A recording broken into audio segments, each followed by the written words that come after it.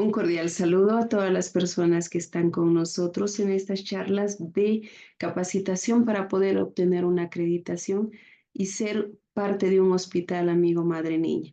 El tema que vamos a conversar ahora es anatomía y fisiología de la lactancia materna, para lo cual yo creo que es muy importante hacer mención de algunas características muy importantes con, con esto.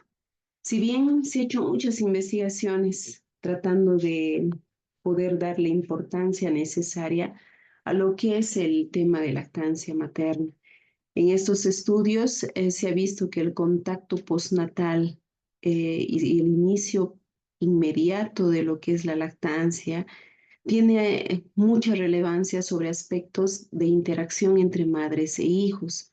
Por tanto, este contacto piel con piel y la oportunidad de dar a amamantar las primeras horas es de vital importancia. Si bien hay muchos estudios científicos que generalmente se ha trabajado con animales mamíferos, pero bueno, las personas humanas también somos una especie de animal mamífero porque tenemos la lactancia presente con nosotros, ¿verdad?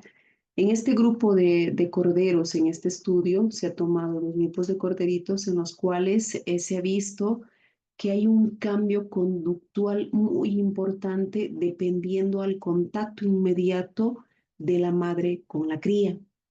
En un primer grupo, al nacimiento del cordero se ha retirado inmediatamente. La mamá no ha tenido la oportunidad de verlo. Se ha retirado un lapso de 6 horas como promedio y posterior a este tiempo se devuelve a la cría. Pero se ha visto que hay un comportamiento muy diferente de la madre, incluso agresivo contra el recién nacido. Entonces, lo que no ha sucedido con el otro grupo. En el otro grupo, si bien nació la cría, la madre ha estado 6 horas con su cría, teniendo la oportunidad de ver, sentir el olor, y posterior a ello se ha retirado. Cuando se devuelve a un tiempo prudente, la parte conductual de la madre no ha cambiado, lo ha reconocido inmediatamente como suyo. Por lo cual, evidentemente, con esto se demuestra que hay una parte fundamental en lo que es la parte hormonal o, evidentemente, el inicio del apego precoz o el contacto directo con la cría, lo cual va a favorecer en el vínculo de las relaciones, incluso con lo que es el desarrollo o la actividad fisiológica de la lactancia materna. Es muy importante, creo yo, tomar en cuenta estos parámetros, ya que ya sea por propagandas o por el mismo ambiente en el que vivimos, se ha tratado de estar cambiando, pensando que la leche materna eh, no es buena, sino es mucho mejor la de fórmula que tiene más vitaminas. Evidentemente eso es totalmente falso, porque hasta ahora no se ha podido superar las características que tiene la leche materna, porque la secreción de la glándula mamaria tiene un efecto dinámico. La composición de la misma leche varía en el transcurso del día y varía con el tiempo que pase después del nacimiento, por lo cual hay que seguir alentando a nuestras mamás que la leche materna es el principal alimento, que no hay nada que lo reemplace y hay que seguir tratando de rescatar esta práctica que muchas veces queda relegada. ¿Ya? Para ello, hablamos de las glándulas mamarias que evidentemente cumplen este papel fundamental, no solamente en lo que es la alimentación del producto, sino crear ese vínculo materno, ese sentimiento que se tiene por los hijos y los hijos hacia las madres, ¿no? Es muy, muy, pero muy importante. Si hablamos en cuanto a lo que es la ubicación, la glándula mamaria, las glándulas mamarias están ubicadas en la pared anterior del tórax.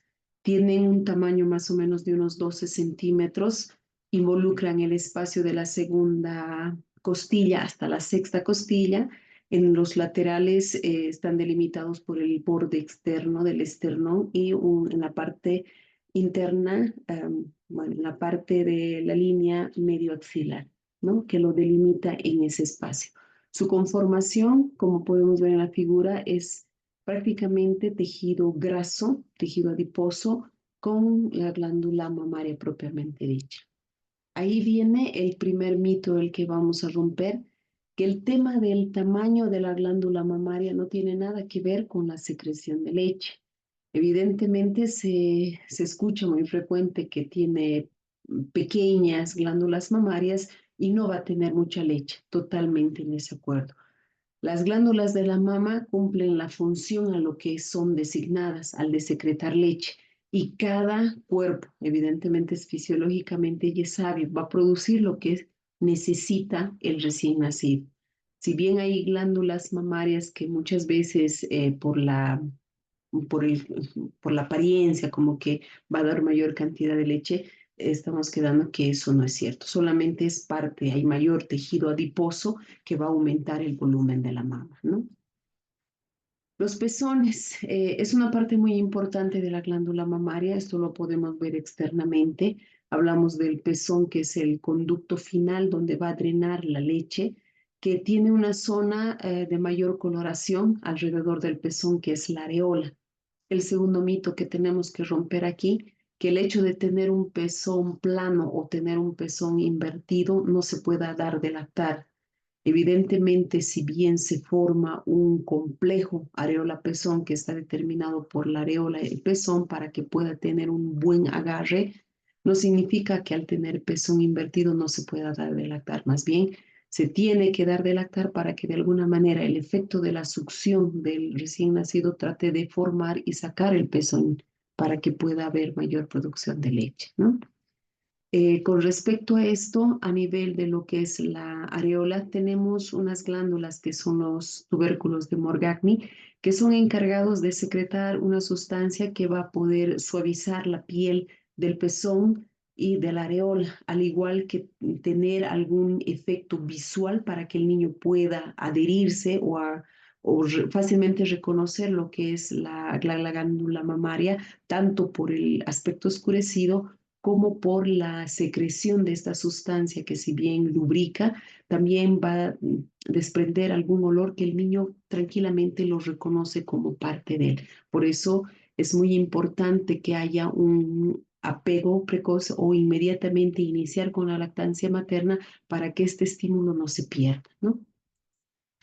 Entre lo que es la anatomía interna de la glándula mamaria, está compuesta, como podemos ver en la imagen, por muchos lóbulos. Cada lóbulo tiene muchos lobulillos. La característica principal de esto, que cada formación lobulillar va a drenar hacia un conducto galactóforo principal. Es como tener las ramificaciones de un árbol y el tronco ser el conducto final eyector de leche. Tiene el aspecto funcional muy importante.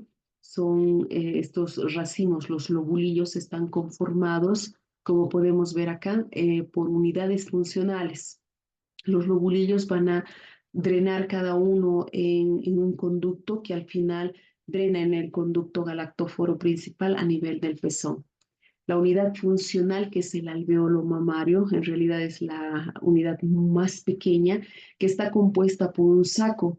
Evidentemente, este saco, las paredes están revestidas por dos tipos de células. La primera, que son las células epiteliales que van a secretar la leche de donde viene formándose la leche, y por encima de estas células epiteliales hay un revestimiento de células contráctiles, que son las células mioepiteliales, que al contraerse de alguna manera exprimen la célula epitelial y van a hacer que haya mayor eyección de leche a este espacio que termina en un conductillo, y este conductillo termina en un conducto principal. Entonces, aquí tiene mucho que ver y vamos a rescatar esta figura para poder indicar que estas células epiteliales de donde se secreta la leche es donde la prolactina, que es la hormona fundamental, va a actuar. Las células miopiteliales, las células contráctiles, es donde va a actuar la oxitocina.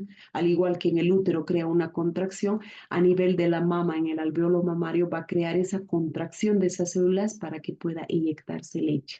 Entonces, no nos olvidemos de esas dos hormonas que las vamos a ver más adelante. Lo mismo, el alveolo es un saco, tiene un lumen que es el conducto, las células epiteliales de donde se secreta la leche y la parte externa recubierta por las células miepiteliales.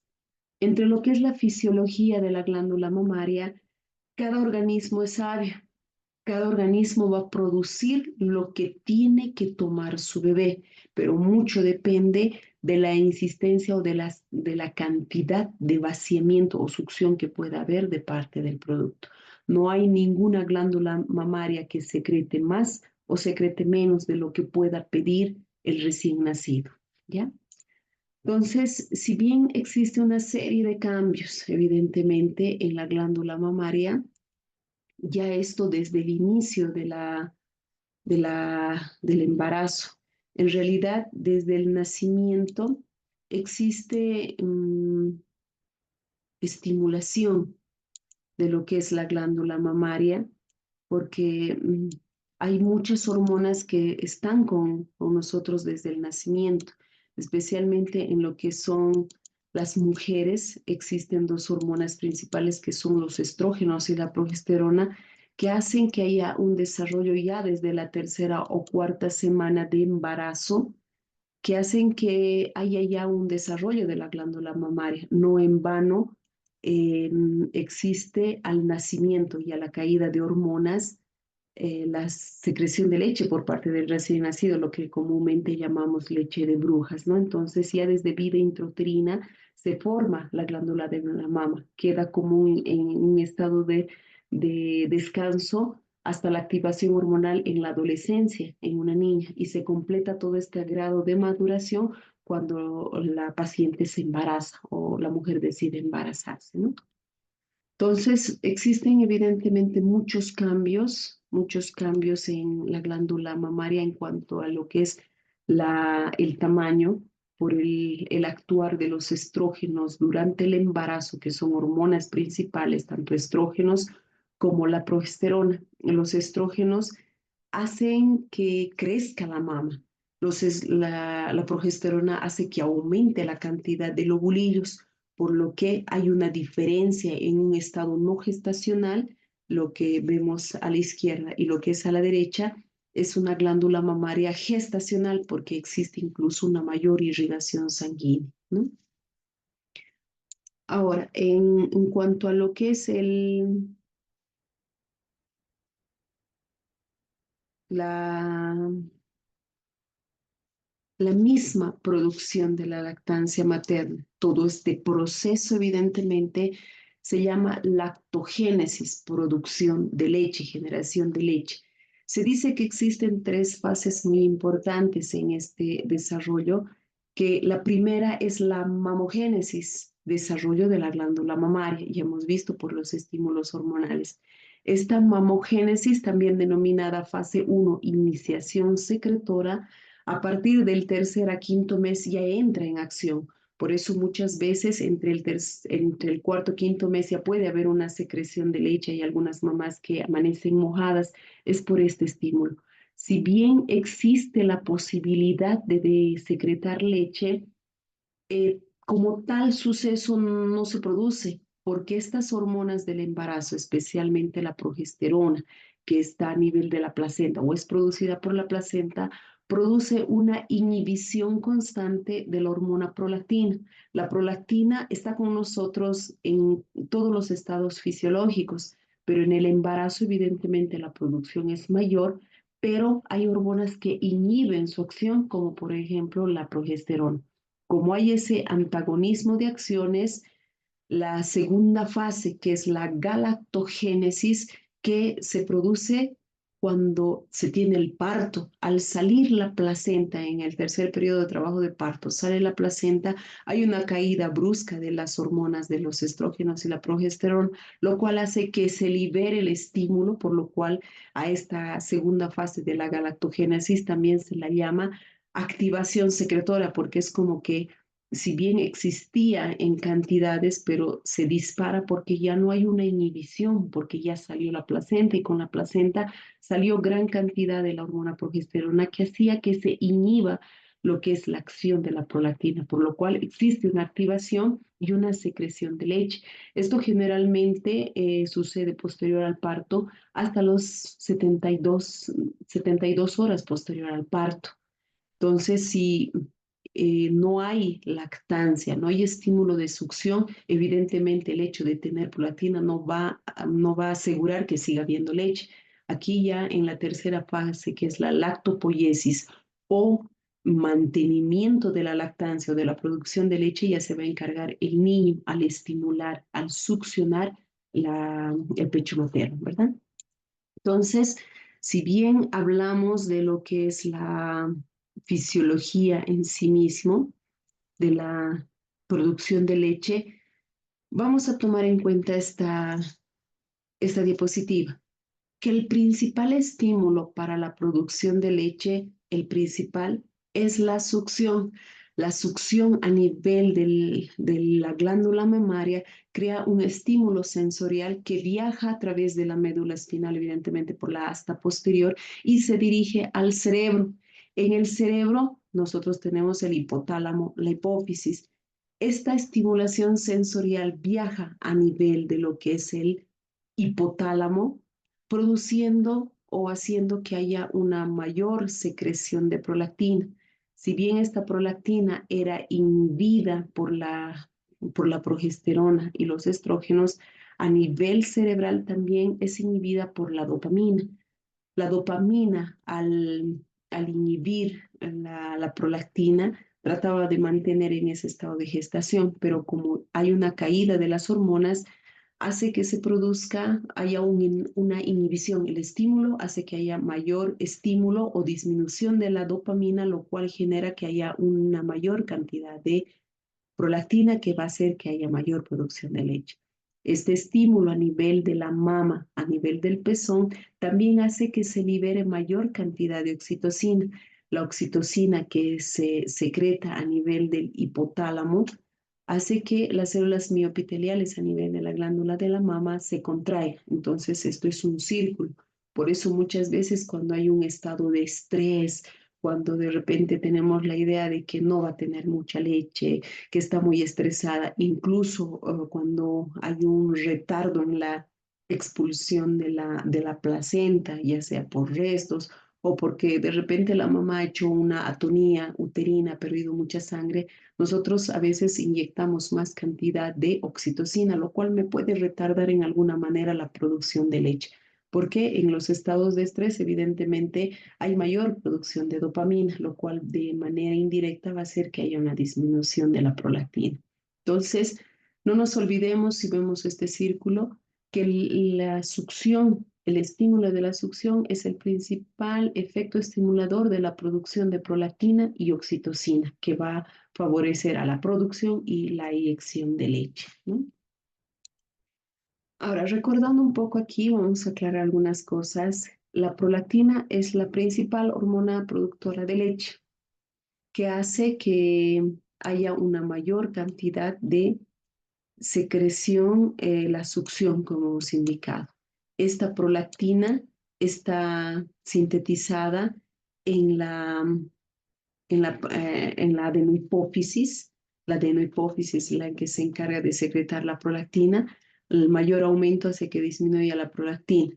Ahora, una cosa muy importante también que al aumentar la prolactina indirectamente a nivel de lo que es el hipotálamo se va a disminuir la producción de las hormonas GnRH, que son la folículo estimulante y luteinizante, por lo cual no va a haber ovulación durante la etapa de lactancia materna. Por eso se la considera a la lactancia materna un método de planificación familiar, por lo menos durante los 6 primeros meses, donde no existe posibilidad de embarazo si hay una buena lactancia y la lactancia materna exclusiva, ¿verdad?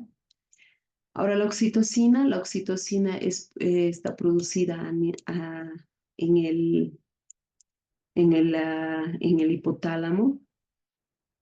Eh, la oxitocina tiene diferentes funciones en dilatar el cuello del útero, desencadenar el trabajo de parto, expulsión de la leche materna, que es nuestra principal función.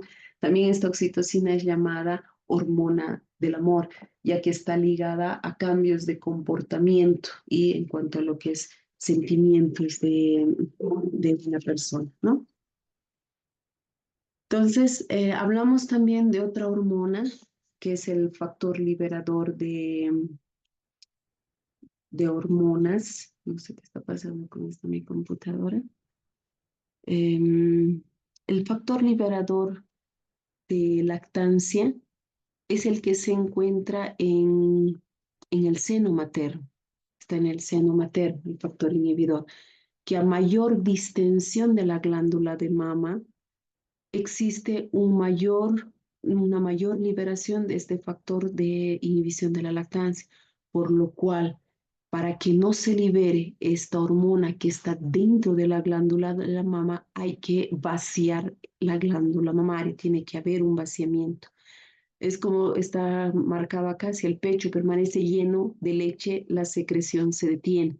Entonces se trata de percibir eso como un estímulo de que no necesitamos más leche, por lo que está llena la glándula de mama, ¿no?